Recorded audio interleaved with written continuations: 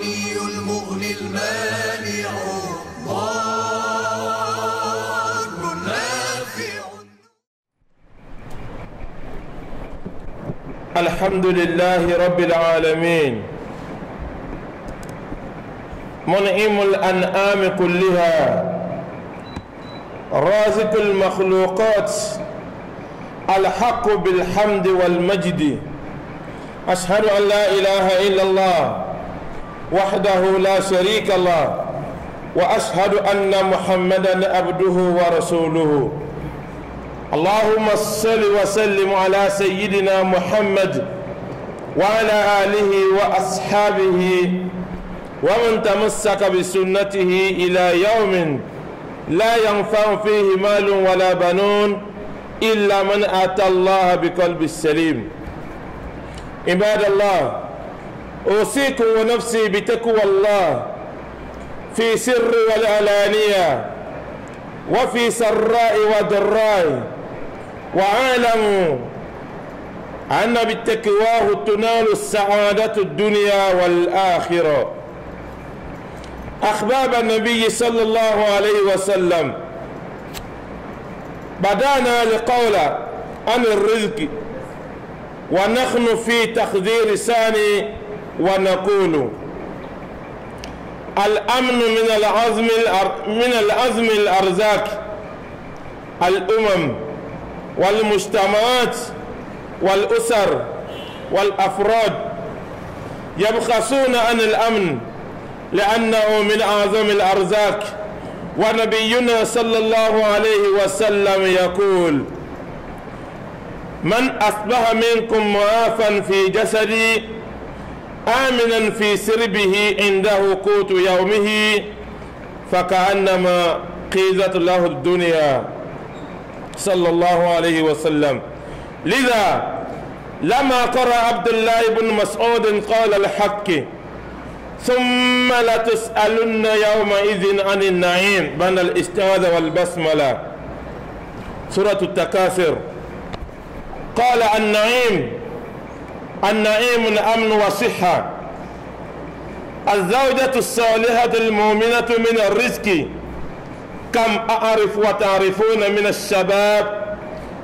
من يتمنى زوجة وما تزوج إلى الآن ويقول: كل شيء عندي جاهز، المهر والغرفة جاهزة والأمور متسرة، يترك هذا الباب ما يجد وهذا الباب ما يجد، خيل بينه وبين نعمة من عظم النعيم، من عظم النعم. جاء في حديث ثوبان في سنن الترمذي قال الصحابة: يا رسول الله، لو علمنا أي المال خير فنتخذه. قال: أفضله اللسان ذاكر وقلب شاكر وامرأة، أو قال: والزوجة مؤمنة تعينه على إيمانه. هذا من عظم الرزق. عباد الله، أرأيتم شربة الماء هذه التي نشربها ثم نخرجها، هذا من الرزق العظيم. وهكذا يقول الحسن البصري رحمه الله: من نافسك في دينك فنافسه، ومن نافسك في دنياك فالقها في نخره. اللهم لا تجعل الدنيا أكبر همنا ولا مبلغ علمنا، ولا تسلط علينا بذنوبنا من لا يخافك ولا يخشاك ولا يرحمنا. أقول قولي هذا وأستغفر الله لي ولكم ولسائر المسلمين من كل ذنب فاستغفروه إنه هو الغفور الرحيم.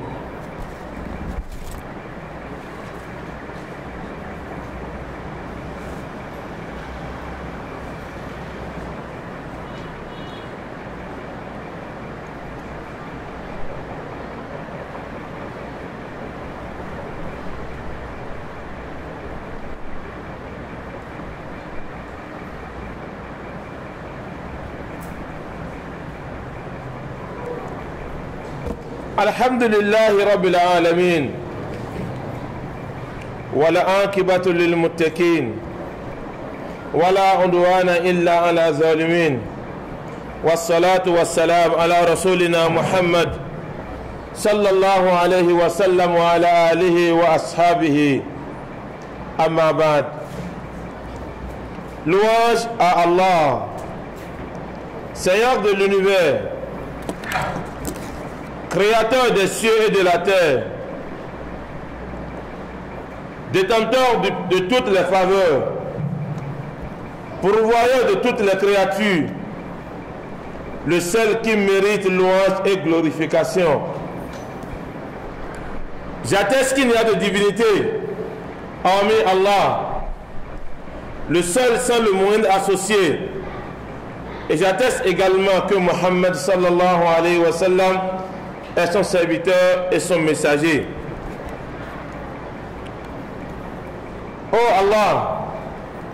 accorde paix, salut, miséricorde, bénédiction, élévation et merveille sur notre maître Muhammad sallallahu alayhi wa sallam, sur sa famille, ses compagnons et tous ceux qui les auront suivis jusqu'au jour où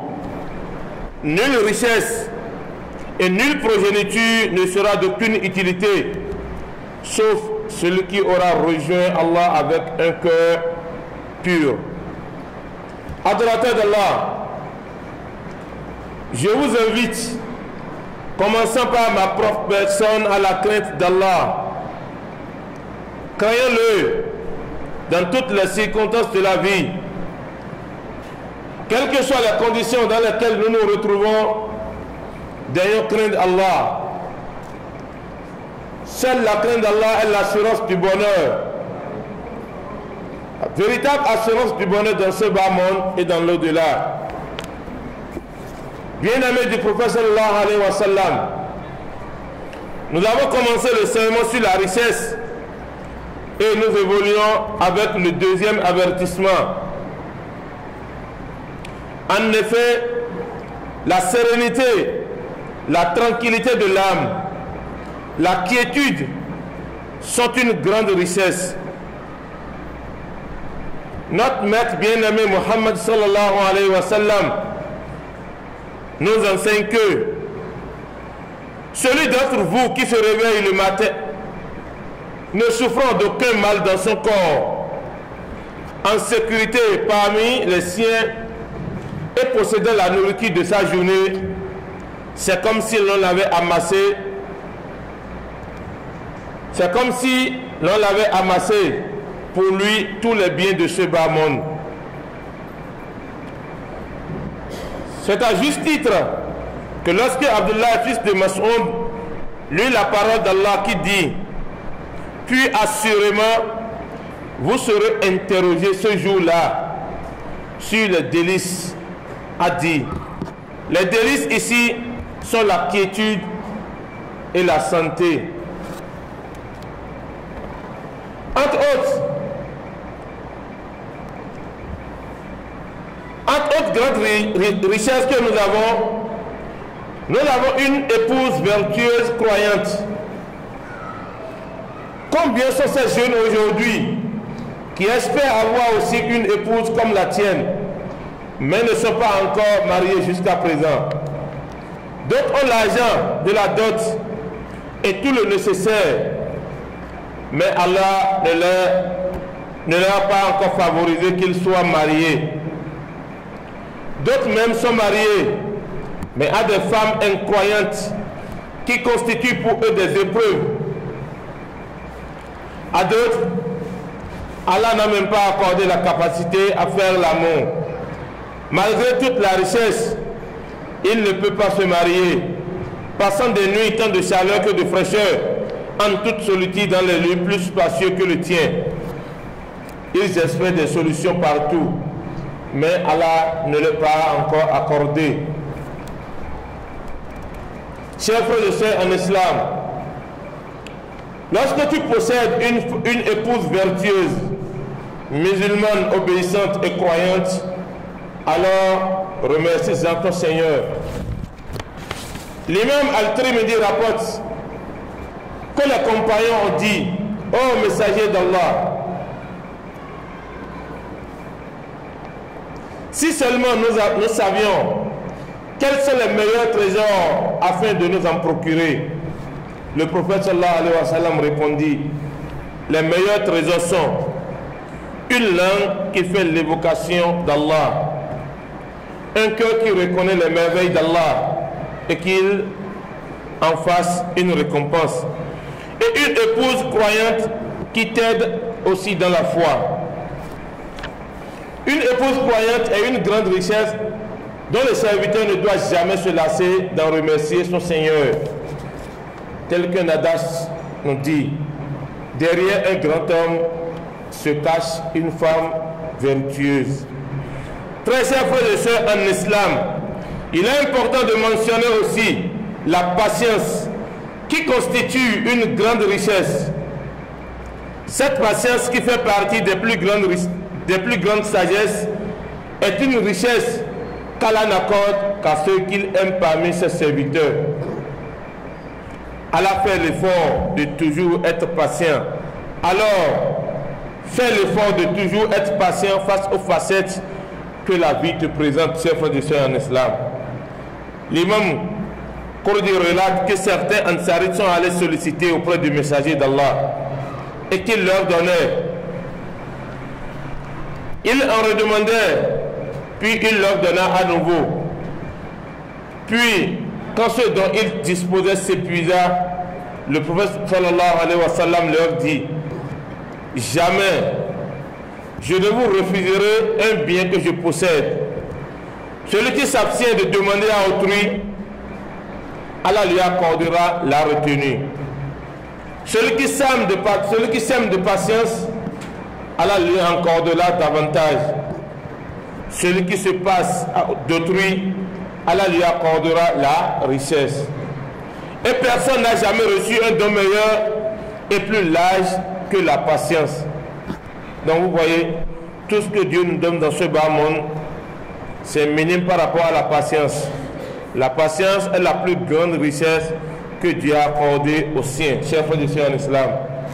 Donc vous allez constater, même parmi les 99 noms de Dieu, c'est la patience qui fait passer en dernière position.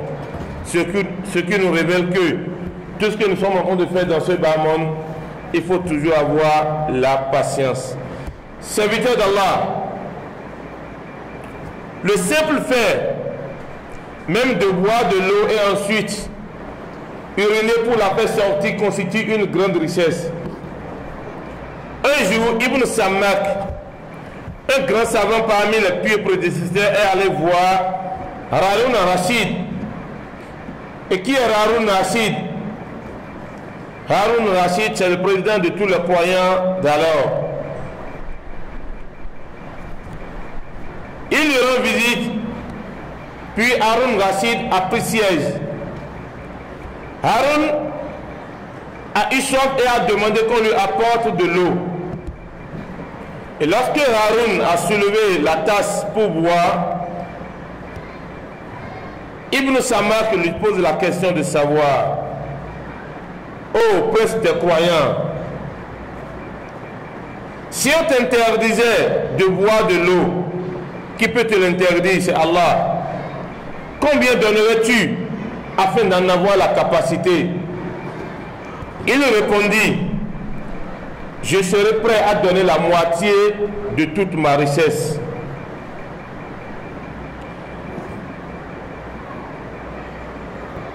Notre maître du jour, Sammak, lui dit encore: alors, bois en toute tranquillité. Harun al-Rashid but donc, et quand il finit, Sammak l'interpella à nouveau: ô prince des croyants, si on t'interdisait à cette eau que tu as bu de sortir de ton corps, combien serais-tu prêt à donner afin d'en avoir la capacité? Il répondit une fois encore: je donnerai toute ma richesse afin qu'on me permette de la faire sortir, parce que après tout, l'eau que j'ai bu, c'est un déchet. chers frères et sœurs en islam, Ibn Samak a dit, une richesse, une grande richesse dont la valeur réelle se limite au fait de boire de l'eau et d'uriner ne mérite point qu'on se rivalise à cause d'elle. Pourquoi nous rivalisons aujourd'hui à cause des richesses? Pourquoi nous tuons aujourd'hui à cause des richesses? Regardez la petite comparaison que notre maître nous a fait. Une grande richesse dont la valeur réelle, c'est-à-dire tout ce que nous amassons dans ce bas monde, sa valeur réelle se limite au fait de boire de l'eau et d'aller uriner. Vous voyez, tout ce que nous possédons aujourd'hui,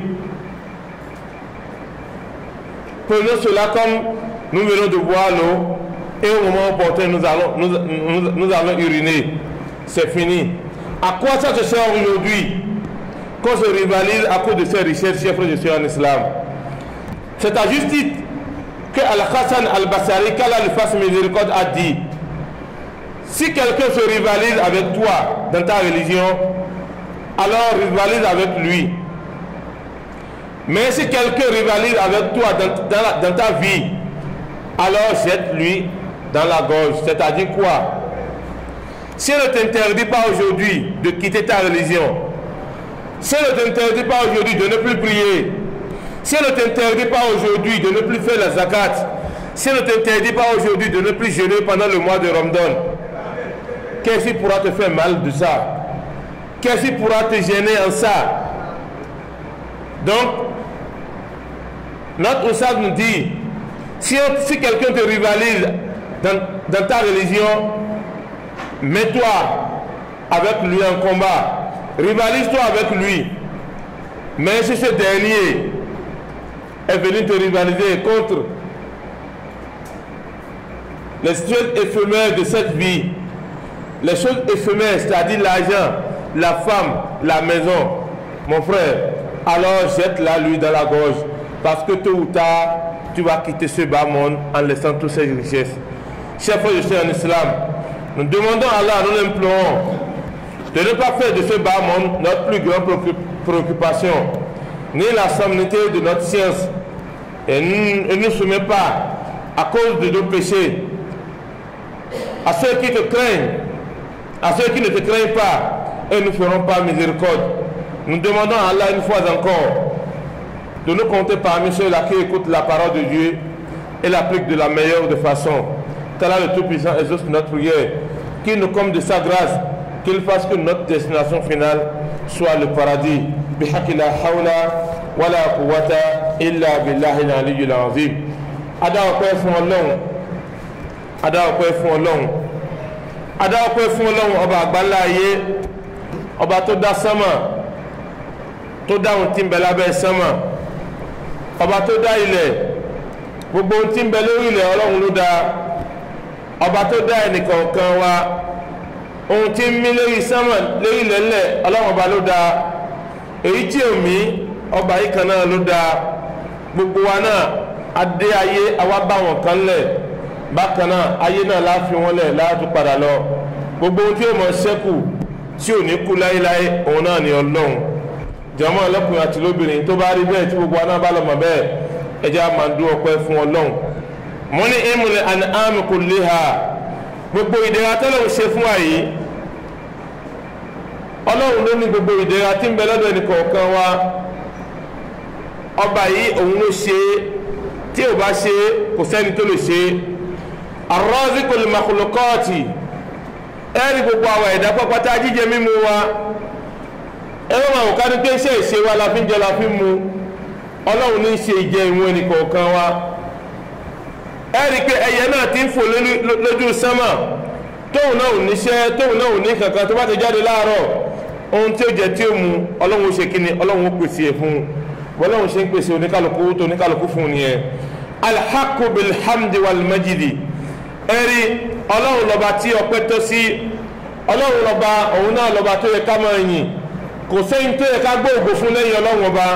kò sẹ́yìn tó yẹ ká máa yìn lẹ́yìn Ọlọ́run, kò sẹ́yìn tó yẹ ká máa dúpẹ́ fún lẹ́yìn Ọlọ́run. ashhadu an la ilaha illallah gbogbo aná wa jẹ́rìí pé kò sọ́ba kan àfi Ọlọ́run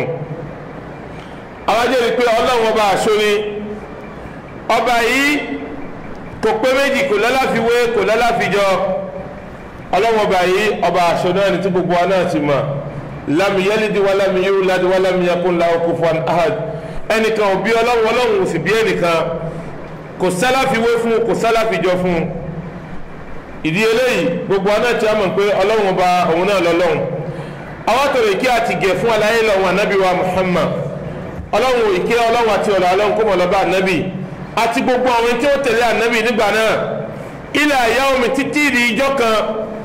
la yanfa'u fihi malun wala banun ìjọ òníjọ́ náà ìjọ tí gbogbo ọmọ tàbí kò ní wúlò gbogbo owó ta ní gbogbo dúkìá ta níjọ́ tí kò ní wúlò illa man atallaha biqalbi salim àyàfi ọkàn wa gbogbo àtàwọlọba Ọlọ́run pẹ̀lú ọkàn tó fúyẹ́ náà alábọ Ọlọ́run lé ibadallah ẹ̀yàn rí sí Ọlọ́run usikum wa nafsi bi taqwallah mo ń ṣe wá sí fúnra mi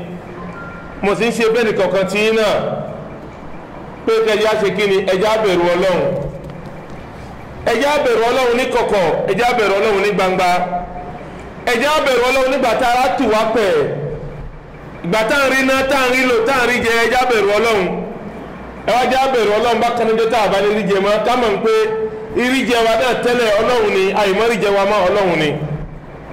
kò sẹ́ni tó lè ṣe tí ìbá ṣe Ọlọ́run òun náà ni ó máa pa wá lẹ́kún òun náà ni ó tún máa pa wá lẹ́rìn Ọlọ́run ní jẹ́ bẹ́ẹ̀ Ọlọ́run kan náà òun náà la máa ń pè ní aṣenitánbánidárò Ọlọ́run kó dákun kó jẹ́ kí ìgbà ó tó ẹnìkọ̀ọ̀kan wa gbogbo àwọn ẹjọ́ àlọ́mọ àmàdájú látara ẹbẹ̀rù Ọlọ́run náà lẹ́nìkọ̀ọ̀kan wa á fi ráyé lò alìkíyàmá náà ó sì fi dáa fẹ́nìkọ̀ọ̀kan wa tó bá lọ rí bẹ́ẹ̀ ẹ̀yin olùfẹ́ ànábì wa Muhammad sallallahu alayhi wa sallam láti jẹ ìyẹn tó kọjá là ń bára wa sọ̀rọ̀ à ń pèrè wa ṣàkíyèsí níbi kíni níbi ohun tá ń pè ní arizikì ohun tá ń pè ní arizikì à ń bára wa sọ̀rọ̀ lérí ẹ̀ à ń sọ fúnra wa pé kí là ń pè ní arizikì tówó ta ní là ń pè ní arizikì ṣáwọn dúkìá ta ní là ń pè ní arizikì àbí kíni à ń bára wa sọ̀rọ̀ lérí ẹ̀ ní àtijọ́ ìjọ tó kọjá ẹ̀rí àwa dúró sí wáàsí elékejì tí a ń bára wa sọ pé kí ni al-amnu òun náà ni ìfọ̀kànbalẹ̀ òun tá ń pè ní ìfọ̀kànbalẹ̀ min al-azmi min arzaki òun ló fi ní ọlá jù òun ló fi tóbi ju gbogbo ohun tí a ń pè ní arziki lọ ẹ̀rí gbogbo ohun tí jẹ́ ìjọ àwọn ìjọba wa àwọn sòsìétì àwọn àpéjọpọ̀ gbogbo ẹbí atẹnikọ̀ọ̀kan tiwa náà àwọn kankan tí ìbá ṣe kíni tí ìbá ṣe pé ìfọ̀kànbalẹ̀ náà là ń wá Ọlọ́run fi ẹnìkọ̀ọ̀kan wa láyà balẹ̀ gbogbo ohun tí ń gbé wa lẹ́mìí Ọlọ́run bá ṣe nífọ̀kànbalẹ̀ lẹ́nìkọ̀ọ̀kan wa jama lọ́kùnrin àti lóbìnrin anabi wa Muhammad kí ìkí àtọ́lá kó mọ̀ lọ́ba ìwọ̀n sọ fún ẹni ọ̀rọ̀ ẹ̀ man asbaha minkum mu'afan fi jasadi gbogbo ẹnikẹ́ni tó bá sùn lójúmọ́ kan tó bá jí látọ̀jú egi gbogbo wa ṣe sùn lánàá àwa jí sáyé láàárọ̀ yìí mu'afan ajílá làáfíà fi jásàdì kò síbi kan tí ń dùn wá kò sáré kan lára wa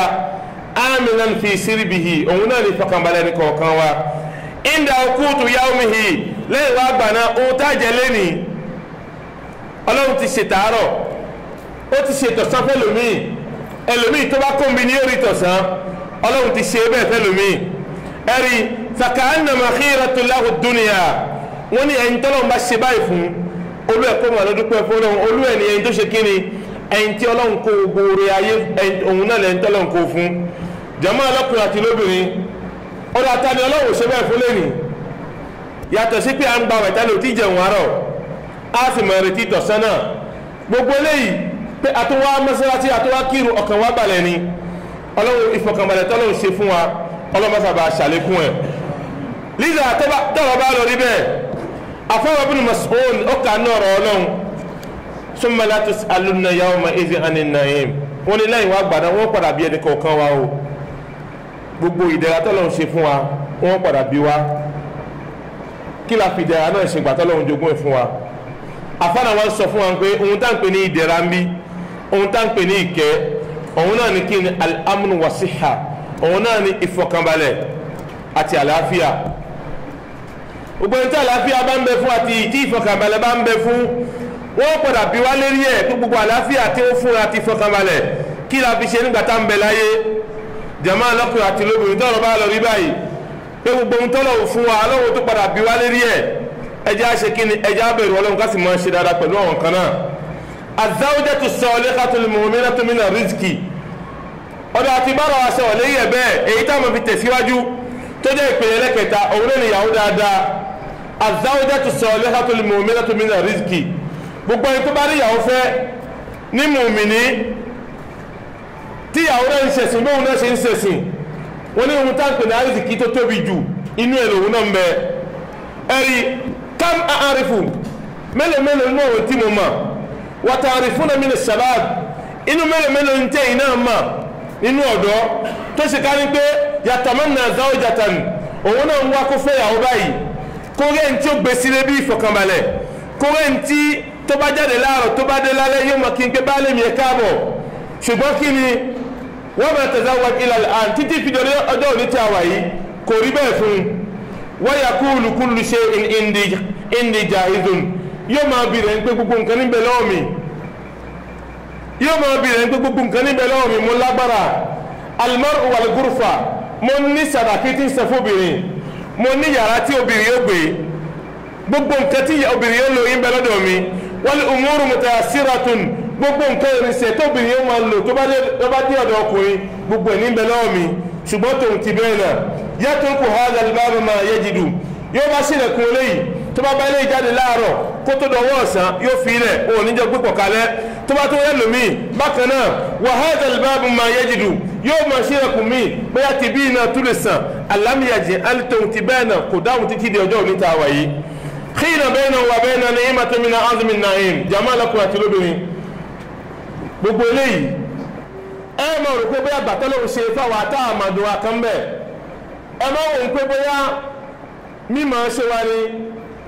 owó ọlọ́run ló ń ṣe bẹ́ẹ̀ fún wa ni àìmọye tó lówó táwa náà mọ̀ tọ́lọ́ ń kẹ́ táwa náà mọ̀ tí ó máa gbòǹgbò àti fẹ́yàwó ṣùgbọ́n kò ní rí tó bá wá rí tán ó lè rájẹ́ ìyàwó tí ó máa fìtínẹ̀ tí ó máa gbó lẹ́mìí tí ó máa dààmú ẹ̀ náà ni ó máa rí ọ̀dà ìdíyelé tó wá sọ fún wa pé gbogbo ohun tí ń já rìzìkì kéèyàn níyàwó dáadáa náà ń bẹ nú àrísìkì jaa fi hadisi Thawban fi sunan Tirmidhi afáwa Thawban ó gbà fún wa nínú hadisi afáwa Tirmidhi qala sahaba àwọn sahaba wọn lọ bá anabi wa Muhammad wọn ni ya Rasulallah law allimna ayyul mal khayran fanattakhidhuhu wọn bí anabi ń pé anabi wa Muhammad ǹjẹ́ òsì kọ́ wa lẹ́kọ̀ọ́ àbí òsì kọ́ wa níṣẹ́ kan táàmà tọ̀ táàmà fi rí owó anabi wa sọ fún wa sallallahu alayhi wa sallam afdaluhu lisanun zakirun afdaluhu lisanun zakirun ó ní akátẹ́mi ọlọ́run mo jogún fún yín tí ẹ fi ń sọ̀rọ̀ akánà gbọ́dọ̀ máa jẹ́ akátẹ́ ọmọ rántí ọlọ́run ní gbogbo gbà wa qalbun shakirun ọkàn tí mo fún yín ọkàn náà gbọ́dọ̀ máa jẹ́ ọkàn tí ó mọ ọpẹ́ dú ní gbogbo òrèkóòrè tó gbogbo ohun tọ́lọ́run ṣe yìí ọlọ́run ló ṣe wa qalbun shakirun ọkàn náà gbọ́dọ̀ mọ mòrè fún ọlọ́run wa muratun aw qala àbí obìnrin rere wa zawjatun àbí obìnrin rere kan mu'minatun tí ó jẹ́ mùmìnì tu'tiha ala imanihi tí ó wà padà máa ṣàlékún ìnígbàgbọ́ tí wọn náà ní tẹ́lẹ̀ ẹwù tí ànábì ń kọ́ wọn lókùn gbàtẹ́ ní kánábì kọ́ wọn ní ànábì kọ́ wọn ní kankan kọ́ lè máa fi rí owó ànábì wọn kọ́ wọn ní nǹkan mẹ́ta ó ní afdalu lisanu zakirun akátí mẹ́lẹ́dọ̀ yín ẹ máa fi ṣe kéré ẹ máa fi rántí ọlọ́run wa qalbun shakirun ọkàn tí ọlọ́run fún yín ẹ máa fi ọkàn náà kẹ́ máa fi mọ̀ọ́rẹ́ fún ọlọ́run wa muratun aw qala aw zawjatun mu'minatun tu'ti ala al-iman àbí obìnrin rẹ̀ tí ń bẹ̀rẹ̀ dẹ̀dẹ̀ yín tí ó mọ̀ wá ràn yín lọ́wọ́ lé ìmánì yàtọ̀ ní ọ̀tọ̀ ní káfẹ́ obìnrin ọ̀tọ̀ ní kó tó mọ̀ wá ràn wá lọ́wọ́ lé gbogbo ìlànà tí a bá ti ń ṣe kíni a bá ń tẹ̀lé ìwọ ọmọ kírun ó máa jíyàwó ẹ̀ kó jẹ́ ká lè yan nábìlà àbí kó lè ṣàdúrà ìjà ni ó sọ ọ́ dà pẹ̀lú ẹ̀ ọkàn tiẹ̀ náà ò ní balẹ̀ nulẹ̀ mọ́ tó bá lọ tó bá dé ń sìn kílò fẹ́ pàdé ó dà jẹ́ ká lọ àṣàlátù jẹ́ ká ṣe nǹkan báyìí ìjà ni ó máa gbé tiẹ̀ ó dà tẹ́ni tí ò wá rí bẹ́ẹ̀ tí máa ń bẹ lọ́dọ̀ dẹ̀ tí ò bá rí bẹ́ẹ̀ anábì ní kó máa dún ọpẹ́ fún ọlọ́run sallallahu alayhi wa sallam hadha min azmi rizq tó ṣe ká ní pé wọ́n sọ fún wa pé ma yakunu indi min khayr ma yakunu indi khayri la adhiru indakum wa inna man yasta'ifu yufifu Allah wa man yatarabbasu yubsiru Allah wa man yastaghni yughni Allah ẹni wọ́n ní gbogbo ẹnikẹ́ni tó bá ní sùúrù gbogbo ẹnikẹ́ni tó bá ṣe ká ní pé onísùúrù ni aláfaradà ni alámúmára ni gẹ́gẹ́ bá ti sọ fún wa inú kútúbà tó kọjá ní jẹ̀ẹ́dógún pé asọ́bùrọ̀ làlùbẹ̀láì gbogbo ẹni tó bá dé bẹ́ẹ̀ dá ẹ má rò ń pé nǹkan kan jábọ́ láti sánmọ̀ ayàlẹ̀ kwan ti sọ fún wa pé kulla yusibana illa ma kataba Allahu lana à ń jẹ lánàá lẹ́ni tá a wáyé àjẹmọ́ àríjẹmọ́ ẹ má rò pé nìkan ní í ṣe èmi ọlọ́run ni mò ń ṣe ṣùgbọ́n gbogbo ohun tí ó máa ṣẹlẹ̀ sí àfọwọ́fà ara yín ni o gbogbo ohun tí ó máa ṣẹlẹ̀ sí láburú fúnra yín náà lẹ́ ń fọwọ́ ara yín lẹ́ fi ń fà á ó dà wọ́n ní tó bá rí bẹ́ẹ̀ kí ló yẹ ká ṣe ó yẹ ká ní sùúrù wọ́n ní gbọ́nikẹ́ni tí bá ń bù yẹn ní sùúrù ọlọ́run yóò máa rọ̀jò sùúrù fóun náà gbọ́nikẹ́ni tí bá ń ràn yàn lọ́rọ̀ ọlọ́run yóò máa rọ̀jò owó fún wala tu'tahu atahu khairan aw ahsana mina sabri kò wá sí òrè kan tọ́lọ́run fẹ́ ṣe fún ẹ̀dá kan tó ju sùúrù lọ òrè tó fi tóbi jù nínú òrè tọ́lọ́run mọ́ ṣe fẹ́ dà òun náà ni asọ́bùrù àwọn orúkọ mọ́kàndínlọ́gọ́rùn-ún tọ́lọ́run ní èyí tó kẹ́yìn inú ẹ̀ òun náà ni sùúrù òun náà náà Yorùbá wò títí ó ní sùúrù náà lójú ọba láwùsá kí ni ìdí ẹ̀ gbogbo ohun tọ́lọ́run bá ṣe fún wa tó bá tó àsìkò kan nǹkan náà yóò mọ gbèrú sí i tàbárò títí abáwo ló pìwàdà agbọ́dọ̀ mọ ní sùúrù pé Ọlọ́run ní í ṣe é tó bá tó wá padà ṣe kí ni wọ́n tó wá padà bẹ̀ sí dínkù náà ká má sáré lòbì kan ká ní ìfaradà ká sì ní àmúmára gbé Ọlọ́run náà ló gbé wa tàbá ní sùúrù yóò padà ṣe kí ni innamal usri yusran ibadallah ara'aytum shurbatal ma' hadhihi allati nashrabuha thumma nukhrijaha hadha min ar-rizq al-azim wá rí nǹkan èyí tó fi tóbi tó jẹ́ babambari jù òun náà ni ká mú omi lásán báyìí agbe omi lásán àmú àmọ́ òrùn pé nǹkan kékeré ni ṣùgbọ́n omi ní bákan náà là ń pè ní ìtọ̀ táǹtọ̀ jáde tómi ni ò bá padà jáde lára ẹ̀rí kó ti di ìdọ̀tí ẹ wò tí ìtọ̀ bá mú wa lásán tí a bá ti ìtọ̀ náà ẹ wo bí tí ara ṣe máa ń ṣe tí ìtọ̀ bá ń bẹ lára wa tá a bá rí ibi tọ̀ sí ẹ wo bí ṣe máa ń ṣe wọ́n ní gbogbo ẹnikẹ́ni tó bá rí omi mu tí omi náà ò bá padà jáde kó lára ẹ̀ olóòwò lálàáfíà àáfi dédé àsìkò yìí àfi tọrọ fún gbogbo àwọn èèyàn wa lẹ́ni tá a mọ̀ tẹ̀yìn tá a mọ̀ tí wọ́n bẹnu ìnira bẹ́ẹ̀ kọ́lọ̀ kó dákun kó jọ ọjà rẹ̀ kó bá ṣẹ̀kún àlàáfíà ra fún wọn ẹ̀yìn tí wọ́n fi owó fi ra ìtọ̀ ẹlòmíín fowó ra ìtọ̀ nítorí kò lè tọ́ ọmọ wọ́n gbọ́dọ̀ mú nǹkan kó fi dálu ibòmíín láàyè kó fi fa ìtọ̀ kó nu ẹni jàmá àwàtàwà mi tá à ń tọ̀ fúnra wa kí la ṣe fọlọ́hún á ṣe nǹkan kan gbogbo eléyìí ọlọ́run fi fún wa ó bùn wa hàdíyà ọlọ́run ni ẹ̀bùn látọ̀dọ̀ ọlọ́run ṣe fẹ́ nìkan kan wa afáwa ń sọ fún wa dákàlà bùnú Sammak afá àgbà kan tí a ń pè ní Sammak ó wà lọ́ba Harun Rashid tó ti ká ń pè ẹni tá a pè ní Harun Rashid yìí olórí àwọn mùsùlùmí gbà náà ni ó wà lọ́ba alálejò ó wà lọ jókòó sínú ọgbà ẹ̀ níwájú ẹ̀ Harun Rashid ó wá pè àwọn ẹ̀mọ̀ ẹ̀ pé kó fóun lómi kó mu ó wá bomi náà wá fún un falama rafa liyashrab afa tó wá bẹ Harun Rashid lálejò afa náà wá ń bí ń pè à ó ra omi tó gbé dání yìí tó fẹ́ mu báyìí tọ́lọ́n bá kọ̀ fún ẹ nísìnyí pé o lè rí omi náà mu mọ́ kí ló fi dúpẹ́ fọlọ́ àbí kí ló fi tọ́ra tọ́lọ́n fi yọ̀ǹda fún ẹ omi tó gbé dání tó dàbí nǹkan kékeré lọ́wọ́ ẹ̀ báyìí tó gbé dání tó fẹ́ mu tọ́lọ́n bá pàṣẹ nísìnyí tómi náà ọwọ́ ọba lẹ́sùn mọ́lìkì ọlọ́run fi ìdajì inú ọlá tọ́lọ́run ní òun fi fún ọlọ́run kọ́ọ̀là ishrab hani'a àfa ìwà ń sọ fún pé máa mú mi pẹ̀lú ìfọkànbalẹ̀ ọ̀dà fashariba amirul mu'minina Harun Rashidi ọwọ́ mú mi náà ó mú un wùṣe summa lamma intaha qala lahu àfa ìtọ́ à ń bi lọ́wọ́ bákan náà pé ya amirul mu'minin law munit hadhihi shurba an takhruja min jasadika ó ti wá mú mi náà àti wá rí ní sí pé orí omi náà mu tọ́lọ́mọ wa kọ̀ fún ẹni pé àsìkò tí omi náà ó jáde kó la nítorí omi tá mú pé nǹkan tó mọ́ ni tá mú lópin ìgbà tó bá ti wọnú ara ó ti di kíni ó ti di ẹ̀gbin ọ̀dà àsìkò bá tó bá fẹ́ yọ ẹ̀gbin náà jáde tẹ́ ẹ̀gbin náà bá wá jáde kí ló lè fi dúpẹ́ fọlọ́run àbí kí ló lè fi tẹ́ràn tọ́lọ́run fi yọ̀ǹda ìtọ̀ náà fún ẹ ó ní kí lòun tó kún ṣe láyé ńgbà náà gbogbo ẹni tọ́lọ́run bá yọ̀ǹda pé kó má rí tọ̀tọ̀ olú ẹ̀ ti kú ó ní gbogbo ẹni tọ́lọ́run bá yọ̀ǹda pé kó má rí tọ̀tọ̀ kéèké ó fi ilẹ̀ bẹ́ẹ̀ fún ijọ́ mẹ́ta kó mọ́tọ̀ olú ẹ̀ ó kù lẹ́sẹ̀kẹsẹ̀ tó bá dà bẹ́ẹ̀ gbogbo ohun tóun ní gẹ́gẹ́ bí ọlá òun yọ̀ǹda ẹ̀ àfáàná wa ń sọ fún wa pé fàkọ́ọ̀là inna mulkan qimatuhu shurbatan mi'an ó ní gbogbo ọlá ta ní gbogbo dúkìá tọ́lọ́run fún wa gbogbo ohun tí a ń fi ọ̀sán àárọ̀ alẹ́ fi kójọ ó dàbí àsìkò tí a mú mi tá a lọ́tọ̀ ní gbogbo dúkìá náà tó bá fẹ́ parẹ́ bí ó ṣe parẹ́ nìyẹn òwe tí àfáàná ń pa fún wa ni pé ká mú mi lópin ìgbà tá a bá mú mi ṣe kí ìtọ̀ wa gbọ̀ wá ká lọ tó ìtọ̀ náà gbogbo ọlá ta ní ìṣẹ́jú náà ojú bẹ́ẹ̀ náà lọ kámọ́rò gbogbo nǹkan táyé náà yóò lọ títí tó bá sì ń lọ títí náà wọ́n wọ́n pé bí lábí máa ń ṣe tiẹ̀ náà ni ó wọ ọlọ́run lọ́lọ́run fi ilẹ̀ fún ẹ gbogbo àsìkò tọ́lọ́run bá sì ń fi ilẹ̀ Al-Qur'an fi sọ fún wa pé summa la tus'alunna yawma idhin na'im wọ́n padà bí wá lérè níbi gbogbo ohun tọ́lọ́run ṣe fún wọ́n padà bí wá lérè pé báwo la ṣe lò ó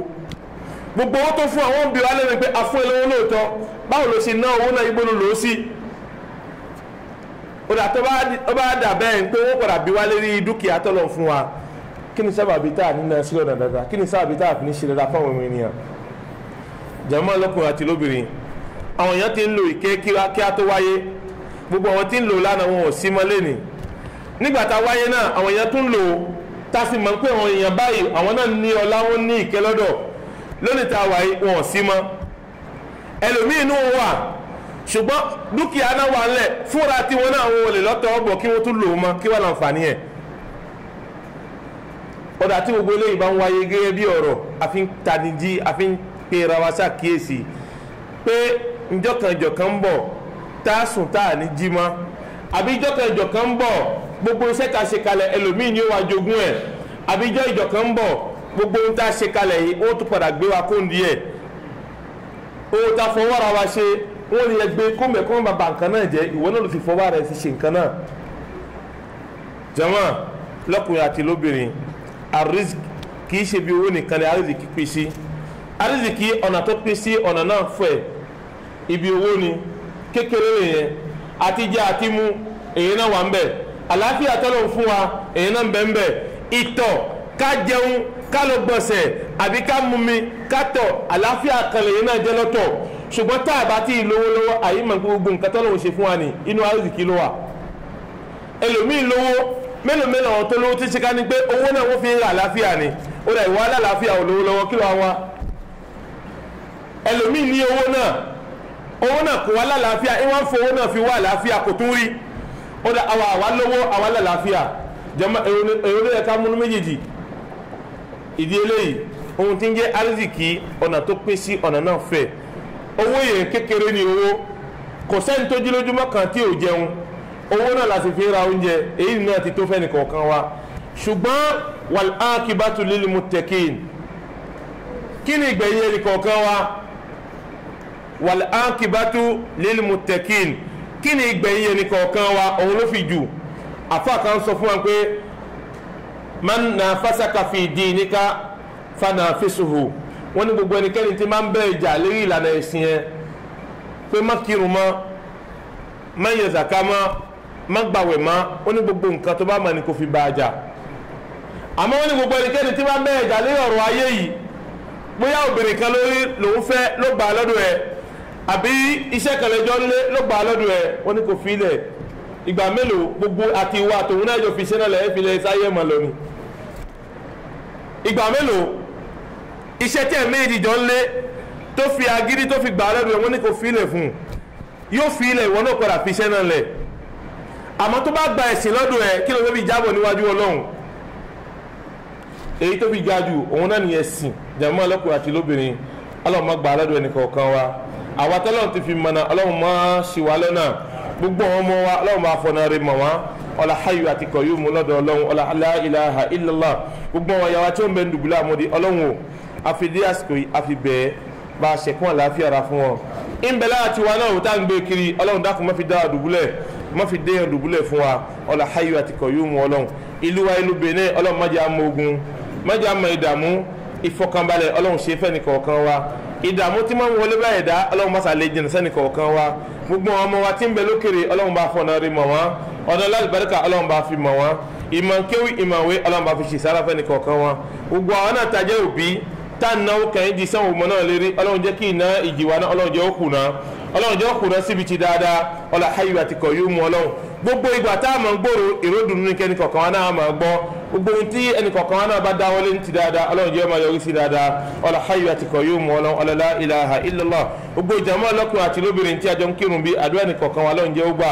èyí tó ti gbànú ọ̀rọ̀ wa ọlọ́run má jẹ́ ó di ìbànújẹ́ èyí tí a wá ń sunkún fún pé ọlọ́run ò ṣe léyìí náà fún mi ọlọ́run ṣe léyìí náà ọlọ́run ṣe yìí náà ọlọ́run ṣe fẹ́ nìkọ̀ọ̀kan wa tọ́lọ́n bá ṣe tán ọlọ́run ní fi gbẹ̀mí wa o tọ́lọ́n bá ṣe orin náà ọlọ́run ní fi gbẹ̀mí ẹnìkọ̀ọ̀kan wa ọlá hayyu àti qayyum ọlọ́run ọlá la ilaha illallah ọlá la hawla wala quwwata illa billahi al-aliyyil azim ẹ̀sìn islam ta wà yìí ọlọ́run jẹ́ ó máa gbòòrò sí ọlọ́run má dí wa kù ọlọ́run jẹ́ kí ẹ̀sìn náà kó máa gbòòrò sí ọlọ́run má dí wa kù gbogbo àwọn afárẹ̀sìn tí ó gbé ẹ̀sìn ọlọ́run dání ọlọ́run bá kún wọn lápá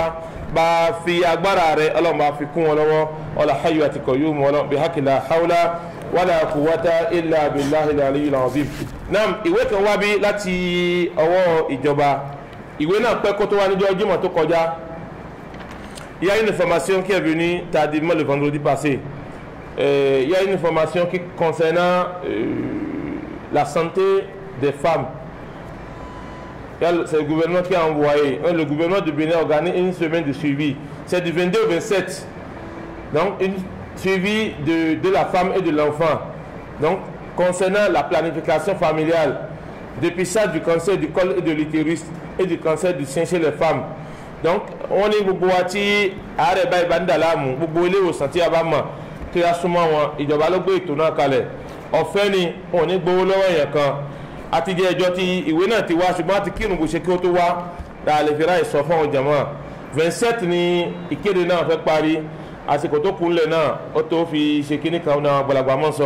fún gbogbo àti abáwọnú ìṣòro bẹ́ẹ̀ ọlọ́run owó ẹnì kọ̀ọ̀kan wá sàn wọ́n sì ní àwọn ọmọ kéèké náà bákan náà wọ́n ní kí àwọn náà ká mú ọ lọ kí wọ́n lọ gba vitamin gẹ́gẹ́ bí ìṣe wa bí ó ṣe máa ń ṣe ọlọ́run yóò wọ ẹnì kọ̀ọ̀kan wá sàn o gbogbo àárẹ̀ tí kò ní gbóògùn ọlọ́run ní fi ṣe ẹnì kọ̀ọ̀kan wa gbogbo ìjà bá ti ń lo oògùn sí ọlọ́run ò máa sàlámà lẹ́sẹ̀kẹsẹ̀ ni la ilaha illallah allahumma anta salam wa minka salam wa ilayka ya'udu salam fa'ina rabbana bis salam tabarakta rabbana wa ta'alayta ya zal jalali wal ikram ya hayyu ya qayyum ya bari as-samawati wal ard ya malik al-mulk ya zal jalali wal ikram qumu ila salatikum yarhamni wa yarhamukumullah. السلام على رسوله الكريم سيدنا محمد وعلى آله وصحبه أجمعين. Ọpẹ́ fún Ọlọ́run ọba tí ó ṣọ́ wa láti jímà tí wá lọ tí wá dá wa sí fìdí jímà èní Ọlọ́run ọba náà ní ọpẹ́ yẹ lọ́pẹ́ tọ́ sí akí Ọlọ́run láti ṣe ìwà nàbọ̀ Muhammad. Pàtàkì jùlọ jímà èní bí a ṣe ń bà bọ̀ tẹ́lẹ̀ lórí pé àrísìkí wa Ọlọ́run bá ti kọ́ oníkálukú ó ti kọ́ kalẹ̀ fún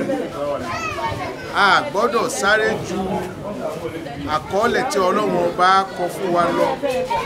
a gbọ́dọ̀ máa dúró de àkọọ́lẹ̀ tí Ọlọ́run bá kọ fún wa nítorí pé kò yí àwọn míì wípé a gbọ́dọ̀ gbára lé Ọlọ́run bá lórí gbogbo nǹkan ni bí wọ́n ṣe ń wá àrísìkí Ọlọ́run àrísìkí tiẹ̀ náà ń wá ọ nǹkan tá a bá kọ fún ẹ láyé ó rí náà ni nínú àrísìkí torí pé pẹ̀lẹ́pẹ̀lẹ́ ká sáré jù kò pé alówó wàhálà kò pé alówó kò pé alọ́lá tó o bá sì ìfàkùnlùmù wípé à ń falẹ̀ kò pé àtòṣì àmọ́ Ọlọ́run ọba elétò Ọlọ́run ọba tó bá ti kọ nǹkan sórí ẹ̀dá ọkọ̀ náà ni òun náà ni pé àrísìkí àwọn ẹlòmíì wọ́n wá lọ́nà tí ò tọ́ jùlọ àwọn ọ̀dọ́ wa ìwákíwá ni wọ́n ń wá àrísìkí ẹ̀rẹ̀ àwọn ẹlòmíì tó ṣe pé kò sí nǹkan tó lè fi wá wọ́n lè ṣẹ́ṣó wọ́n lè wáwákíwá àwọn ẹlòmíì a máa ṣe nǹkan tí ìjọba òfin ọ̀fẹ́ láti máa fi wá owó kì í ṣe nǹkan tó dáa ọlọ́run ọba alára kọ wípé a gbọ́dọ̀ máa ṣèṣekúṣe láti máa fi wá owó ká máa fi wá ọlá ọlọ́run bá ti ṣe àzìkí fún wa nǹkan tó ju owó lọ ọlọ́run bá ti substance nǹkan tó ju lọ common richesse ọlọ́run ṣe fún wa àlàáfíà tọ́lọ́run bá fún wa yìí ó tó láìsìkí fún wa a bá sùn ìjọ tó bá sùn tó bá jí báyìí tó bá gbé apá rẹ báyìí orí gbé ẹsẹ̀ rẹ orí gbé ó na ọrùn báyìí orí ìnà ó dìde orí ìnà dúpẹ́ fọlọ́run ọba ọlọ́run bá ti ṣe ọlá ńlá fún ẹ lọ́spítù tó o bá dé hospital o bá dé ilé ìwòsàn a ó dúpẹ́ fọlọ́run ọba wípé àlàáfíà gangan ó tún ju owó lọ ó ju àìsíkì lọ torí bẹ́ẹ̀ ẹ̀dá gbọ́dọ̀ máa ṣe pẹ̀lẹ́ láyé nítorí pé ọlọ́run bá ti kọ